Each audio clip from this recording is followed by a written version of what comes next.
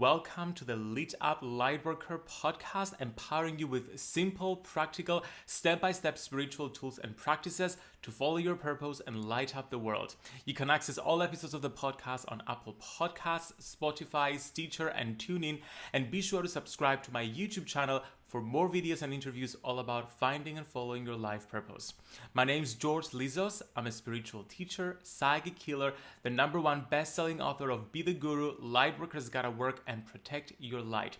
And today I have with me Emily Ghosh Harris. Emily Ghosh Harris is an intuitive guide and multidimensional business mentor here to help humanity reconnect to their divine gifts, remember what it feels like to love themselves unconditionally, and return to unity consciousness. She's the founder and CEO of Soul Media, a company focused on elevating conscious companies and spiritual entrepreneurs through digital marketing, holistic consulting, and intuitive business practices. Emily received a master's degree in business and spent 15 years in the business world working for one of the largest media companies in the world and for a Fortune 500 company. Emily, welcome to the Lit Up Lightworker Podcast. Oh, thank you, George. It's such an honor to be here. I am so excited to have you here to talk about something that I'm personally very passionate about. I also have a master's degree in business management, and I started in the business world before I moved into doing like spiritual work for full time. And I know that many people listening right now are probably in the same situation, or they just want to take their spiritual gifts and practices and turn them into a business, but they don't know how, or they're held back by fears and limiting beliefs. So I'm so excited to chat about that. You're going to give us some tools and practices and mindset shifts to help people get unblocked so they can move forward. But before we get there, I want to hear a little bit about your story of doing this work and being in this space right now where you help other spiritual entrepreneurs elevate their consciousness and their business. Yeah, well, wow. So this is one of my favorite topics to dive into and explore. I love, helping light workers, star seeds to shine their light. And for me, I feel like you teach what you know. And so for me, it's been a journey to get comfortable around visibility, to get comfortable showing up as my authentic self. I spent years in corporate America, and I just was at that point in time really focused on external success. I was focused on being productive. I was focused on, kind of doing all the things that society tells you that you should be doing. And, I found myself really depleted. I found myself burnt out, and I really was in more of a toxic masculine energy. It was just this go, go, go, work around the clock type of energy. And so that's one of the things that really had to shift and change for me. I found myself, I got this download about starting my own business and moving through into this process of kind of trusting the unknown and surrendering, which, for many who are starting an entrepreneurial journey or even, having that, desire to start their own business, it can be a scary process. There's a lot of fear that can come up. And certainly that was the case for me. I had this safety net, and, I really had to trust my heart and my intuition. And, around that time, I found myself on my honeymoon in Bali, just completely burnt out. I had adrenal fatigue. I was so tired, I couldn't even fully enjoy the experience of being there because I was so exhausted, because I had been, working so hard. And I remember seeing a healer at that time in Bali, and she really told me that, you really need to embrace more of your feminine energy and come into balance. And that was honestly, George, such a turning point for me. It was such a catalyst to really go within and to start to create more space for myself. And so that really was an opening, and being able to, bring in more balance, bring in more harmony, and really tune to, I think that sometimes we're focused so externally, to really, take the time to go inward and say, what is my soul really desiring to express? And, I feel like that's a good segue to, showing up and being seen, because I think sometimes, we think, we hear about marketing, we hear about business, and we hear about formulas. And it's kind of like this, feeling of, oh, I don't want to, do everything the same way that everyone else is doing. I don't want, I don't believe that there's a one size fits all approach. You know, we are coming from a day and age where there's reality television. And I feel like we're so kind of sick of, um, seeing sort of this fake um, formula. It's like we want transparency, we want vulnerability, we want authenticity. And so, really discovering the way that you shine in your own unique way and being able to bring that forward is definitely a journey. It's something that I'm so passionate about, and I'm so excited that we're, diving in and having this conversation. Wow, what a story. And of course, you learn to embrace your feminine energy and you allow your spirituality to develop. And then it was a time to like bring it all in balance by bringing that masculine energy in and like putting yourself out there. It's really all about this balance. And I think that's what your story so beautifully demonstrates, how you eventually went from abusing masculine energy to embracing feminine energy and then eventually finding the balance between the two. So let's talk about some practical tools that people can take away right now to take their spirituality and turn it into a business. First of all, let's chat about the word brand, because we all know that to be able to do this work, we need to create a brand. And you hear people tell you all the time, you need to brand yourself, you need to create a brand, this is off brand, this is your brand. So what is a brand? Why do we need it? And how do we start formulating who we are in a brand? Yes, that's such a great question. I think of a brand just in a simple sense of your unique frequency, your unique soul essence that is pouring through into, the posts that you create, the content that you're sharing. And so it's really getting in touch with what your unique frequency is. And so that can come through in colors, it can come through in images, it can come through in, the words that really you are desiring to embody. And so that's a great starting point is what does that look like and feel like for you? And really taking the time to connect with what it is that you're desiring to create. What does that look like? And you can map that out in a very, simple and fun way. I think Canva is a great tool to play with colors, to play with, you know, different energy. And so I would suggest, taking the time to really get in touch with what your mission and vision statement is, because I think the journey we all know of entrepreneurship is a journey. And, it comes back to your why, because that is what carries us through, through the peaks and valleys. It comes back to, how you're desiring to be of service. And for each of us, we all have different gifts and abilities that we come here to share and to help and to be of service. And so really connecting with what that is for you. And also I also feel that, sometimes we can look at all of the channels, all of the things, and feel overwhelmed. And so a good starting point is to really connect with what channels you want to show up with. I know people that have very successful businesses and they don't have thousands of followers on social media. They have an engaged community that absolutely, responds and connects with the content that they're sharing. I think gone are the days where we're just posting to post, and this is from large brands to, spiritual entrepreneurs. It doesn't matter. It really comes down to what are you saying that's important? And so what are the, the areas, the core pillars that you want to bring forward and express? Maybe it is about masculine and feminine energetics. Maybe it is about healing and trauma work. Maybe it's about, telling your own story. I really believe in the power of storytelling, right? We can all benefit from hearing each other's stories. So only you know what those are, but we can do an exercise where we can actually um, connect with what those core pillars are for you, and then you can start creating content around those core pillars.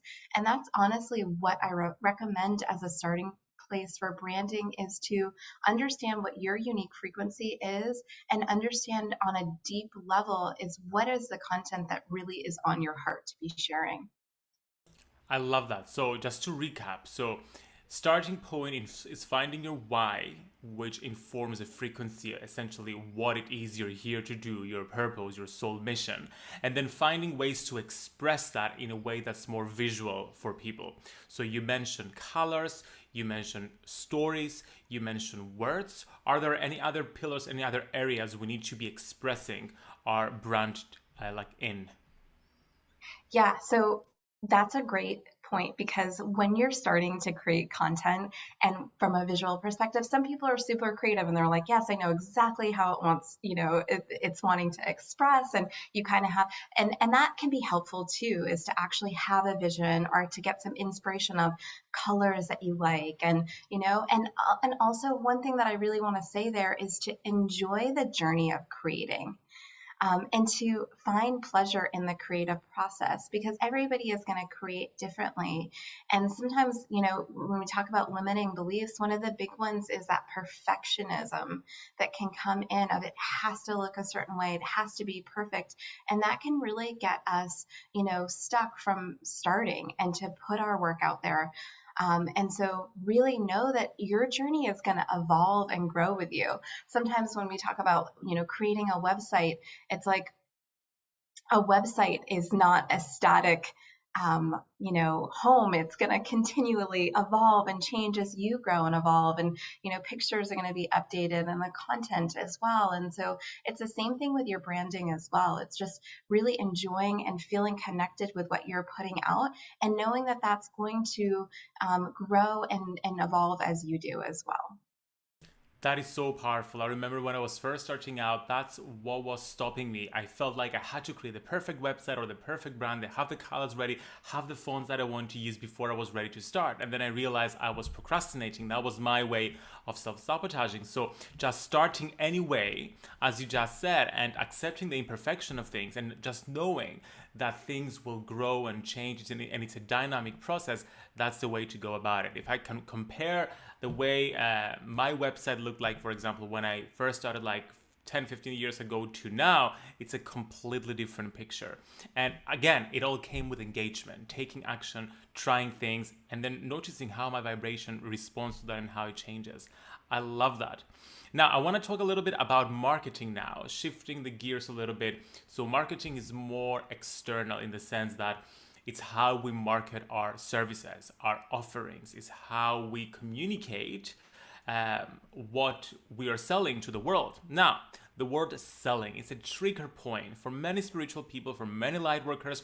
They don't like this idea of having to sell themselves or sell their offerings because, from my experience, I think it's connected to all the sleazy, inauthentic marketing that we have experienced and have been traumatized by for so many years. So people just don't want to be associated with that.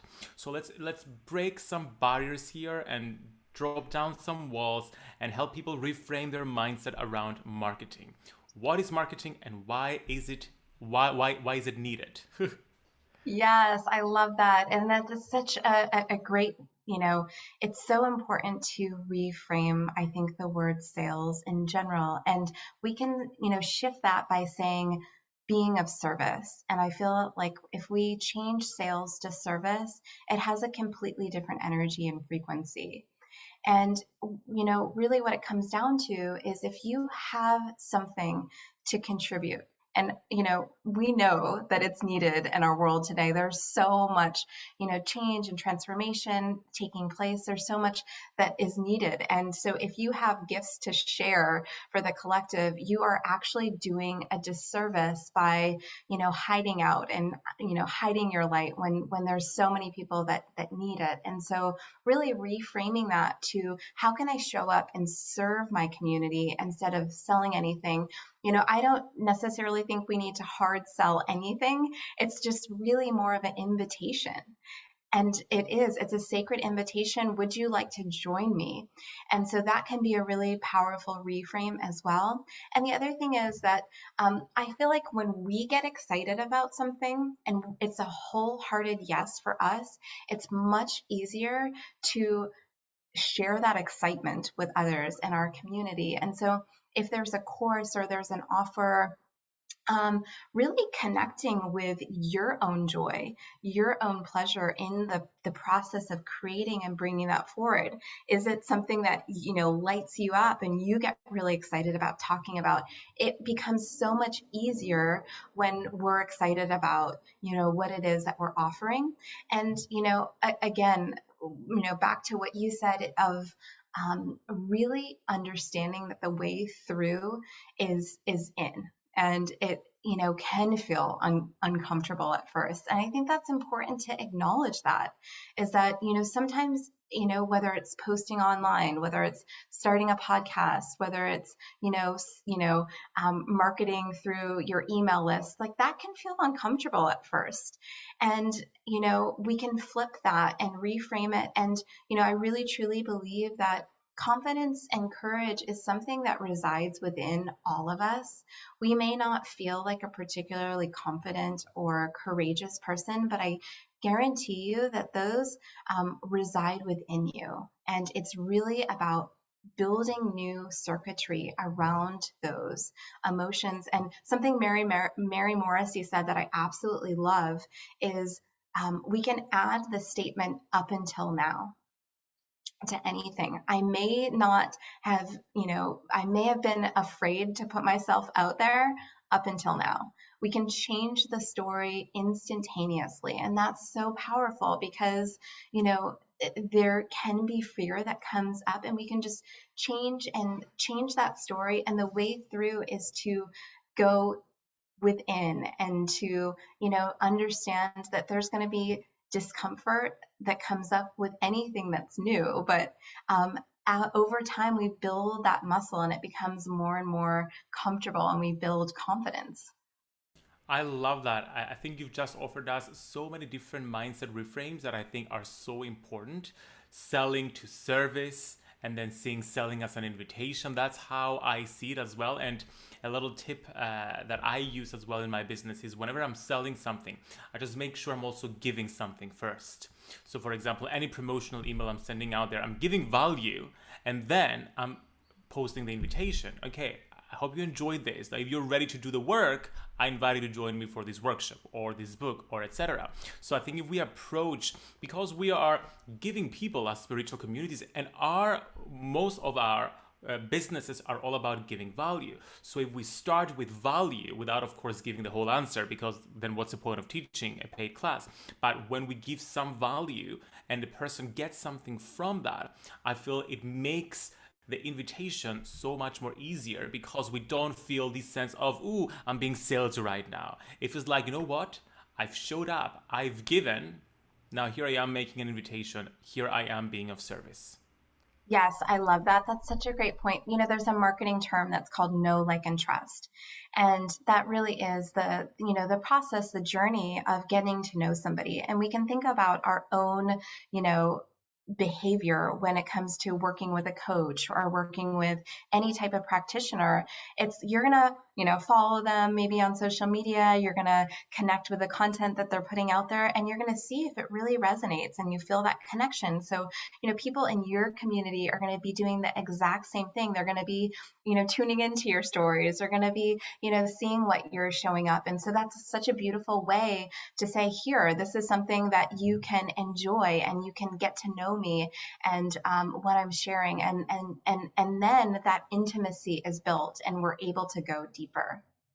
Exactly. Trust is the number one factor, because we all buy from people we trust, and trust requires time, and it requires what you just said, confidence and courage, putting ourselves out there, showing up in our authentic self, and then attracting the people who vibrate in the same vibrational frequency. Now, let's talk about PR. Another pillar in running a business is getting opportunities like what we're doing right now to share your message in someone else's audience, being invited to talk in podcasts, going on TV maybe, or writing magazine articles or online features. How do we start if we're just starting out approaching magazines or people who have podcasts and influencers to get PR opportunities? Such a beautiful question. I want to say, two things. One is really coming back to being of service and the quality of content that you're creating and sharing, because I feel like sometimes we can focus externally of, I know that I should be putting myself out there, or being a guest on podcasts, but really it comes down to how are you serving that audience, and what are you wanting to share on. And so one way to really get in touch with, those pillars, so to speak, is to really define, okay, what are the 3 or 5 areas that I feel really passionate about speaking on? And, we could even go even deeper and outline and kind of research and intuit what is wanting to come through. And that can be really helpful because it becomes more comfortable to get out there and share, or to write an article, or to speak on a podcast, is like really knowing what your message is, and fleshing that out. And if you are somebody that it's maybe not as comfortable to be visible or to speak, it's maybe practicing, maybe setting up a Zoom and practicing with a friend of yours, and getting even more comfortable with that experience. And then, the second part of that is about building relationships. And, I think that it is so important. This is not a solo journey that we're on. It is, it is about community, and it's about collaborations and connections. And you never know, when you meet somebody, like where that relationship is going to flourish and grow to. And so it's not about like getting something. It's about, opening an invitation and opportunity, and really seeing, people as people, and wanting to get to know and to build a relationship. And then from there, opportunities emerge. And so that's one thing that I would say is just in the approaching of forming relationships. One thing that can be helpful is to really just compliment the person of, hey, I absolutely love what you're doing, and I just want to acknowledge that and share how much it's, touched me, and how much I love the work that you're doing. And then, if you wanted to go a step further from that, is how can I would love to be of service to your community. Here are the things that I can really provide value and speak on and share about. And here are some examples of me, speaking before, or podcasts that I've been on. That makes it really helpful when you're reaching out to, for the person to know, hey, this is what you're bringing to the table, and that you really, truly do care. And it has to be authentic. I remember when I was doing my master's degree in management, and we were taught about networking, and I found it so inauthentic at the time, because they were teaching us all these techniques. This is how you do a handshake, this is how you talk, these are questions, like icebreaker questions. So I felt like a robot going in these like networking events and just like acting out whatever I was taught, and it felt so wrong, so inauthentic. So I let it go completely. And then I eventually came back to it in a way that I didn't expect to. I just reframed it in my head like relationship building and making friends. And then I'm like, oh, that's what it is. It's just like making friends. So ever since, it's become such a priority in my business of consciously, proactively reaching out and connecting with people, and in an authentic way becoming friends with them. And I think it's so important because oftentimes we go into these relationship building strategy with the mindset of, oh, I want to get me some publicity, or I want to get me this. And we forget that, how about giving? How about giving first? How about supporting the other person? How about showing genuine interest in their work? How about spending time and connecting with them, posting on their content, like receiving what they're saying, and letting that unfold naturally. I found that every time I've done that from an authentic place, connect with someone without any expectations, the outcomes that I would have wanted came so much more easily without even trying. And I think that is so powerful and so easy, and yet the traditional business world doesn't make it look easy. It makes it look like really hard, and we have to know these formulas and way to speak to like create relationships, right? Yes, that's so true. And it does. It all comes down to authenticity because we can sense that and we can feel that, and even just in the outreach, I'm sure you having a podcast, you have so many people that reach out and, hey, can I be a guest on your show? And you can always tell when it's like a template and they're sending it out and they've never, listened to your show before. So that really does make such a big difference. Yes, oh my God. Thank you for mentioning this because I get so many requests for podcasts from people who don't know me, don't follow me. They clearly never listen to a single episode of my podcast and they say how much they love my work. I'm like, don't lie. Yeah. Yeah. This is not what's going on here. That's not the Yeah. way to go about it. I'm not going to respond. Yes, we're all so intuitive. I mean, it's true. Like we know, we can sense that and we can feel that. And it's so important to come from the heart and really acknowledge something that you appreciate about the person. And that goes such a long way to forming So important. relationships. Oh my goodness. Thank you so much for sharing all these powerful tools and mindset shifts with us. Please share with everyone where they can get in touch with you and how they can work with you. Yeah, so my website is Emily Ghosh Harris, and I'm also on Instagram. That's probably my favorite channel to be, Emily Ghosh Harris. And I also have a podcast that you have been on before, going to be on again. It's called The Soul Collective. It's such a fun journey to co-create. And one of the things that I absolutely love is to help light workers to find their divine blueprint and to bring it forward and shine their light. So I do that in one-on-one sessions and group coaching and courses. So all of the things are on my website, and just reach out and connect. I'd love to know. I'd love to connect, and hear what you think about this and anything that you're kind of on your journey struggling with or finding expansive and fun, because it's such a journey. Thank you so much, Emily. And of course, all the links will be in the show notes below for everyone to access. Wishing you a lovely rest of your day.